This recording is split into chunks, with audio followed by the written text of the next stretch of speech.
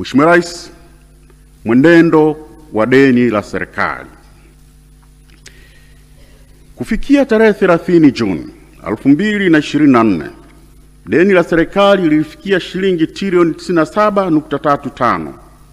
Kiasi hiki kimeongezeka kutoka shilingi trilioni 82.25 kilichokuwa kimeripotiwa katika mwaka wa fedha wa 2022/2023. Hii ni sawa na ongezeko la shilingi trilioni 15.1 ambalo ni sawa na asilimia 18.36. Deni hilo linajumuisha deni la ndani la shilingi trilioni 31.95 na deni la nje la shilingi trilioni 65.40. Mheshimiwa Rais, tathmini ya uendelevu wa deni la serikali imebaini kuwa deni la taifa bado ni himilivu.